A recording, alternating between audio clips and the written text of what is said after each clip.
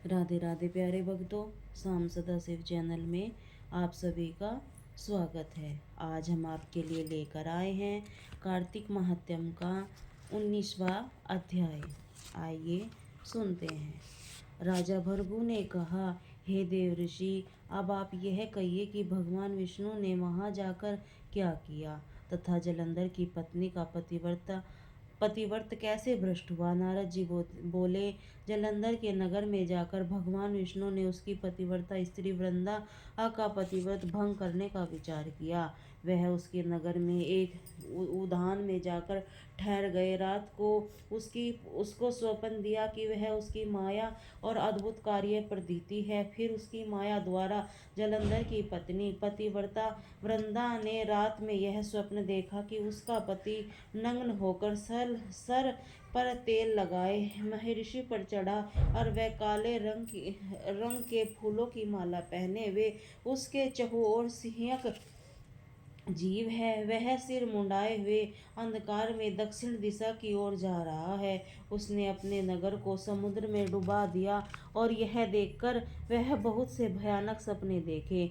फिर तत्काल वह जाग पड़ी और स्वप्न से प्रबंध विचार करने लगी। इतने में उसने सूर्य को उदय होते हुए देखा। उसने उसे उस छिन्न दिखाई दिया। वह कृंतिहीन उसे अपना अनिष्ट जाना। भयभीत होकर रोने लगी। वह छज्जे पर गई, अटारी पर चढ़ी, भूमि पर उतरी, मगर उसको कहीं भी शांति प्राप्त न हुई। फिर अपनी 2 सखियों को साथ लेकर उपवन में गई, परंतु वहां पर भी उसको कल न पड़ी। फिर वह जंगल में निकल गई, मगर वहां पर तो उसको चैन न आया। वन में उसने सिंह के समान 2 भयंकर राक्षसों को देखा, जिससे वह अत्यंत भयभीत होकर वहां से भागने लगी। उसी क्षण वहां पर उसने शिष्यों सहित एक मौनी तपस्वी आ गया। भयभीत वृंदा उसके गले में हाथ डालकर उससे अपनी रक्षा के लिए याचना करने लगी। मुनि ने अपनी एक ही हुंकार से उन दोनों राक्षसों को वहां से भगा दिया। वृंदा को आश्चर्य हुआ कि यह भय से मुक्त होकर मुनि नाथ को हाथ जोड़कर प्रणाम करने लगी और कृतज्ञता का आज्ञापन किया। फिर उसने मुनि से अपने युद्ध में रत पति के संबंध में अपनी कुशल क्षेम का प्रश्न किया। मुनि ने मौन होकर आगे पीछे देखकर कुछ कहना ही चाहा। उसी समय 2 वानर मुनि समक्ष आकर हाथ जोड़कर खड़े हो गए। ज्यों त्यों मुनि भुकुटी संकेत किया, त्यों ही उड़कर आकाश में चली गई। फिर जलंधर का सिर वह धड़ लेकर मुनि के पास आ गए। वह वृंदा अपने पति को मरता हुआ जानकर मूर्छित होकर पृथ्वी पर गिर पड़ी। अनेक प्रकार के वचन कहकर दारुण विलाप करने लगी। तत्पश्चात उसने उस मुनि से कहा, हे कृपा निधे, आप मेरे पति को जीवित कर दीजिए। पतिव्रता प्राण दैत्य अपनी पत्नी ऐसा कहकर दुख को श्वासों को छोड़ती हुई मुनीश्वर के चरणों में गिर पड़ी। तब मुनिवर ने कहा, हे शिव जी द्वारा युद्ध में मारा गया है, अनंत जीवित नहीं हो सकता, क्योंकि जिसे भगवान शंकर मार देते हैं वे कदापि जीवित नहीं हो सकता, परंतु शरणागत की रक्षा सनातन धर्म है।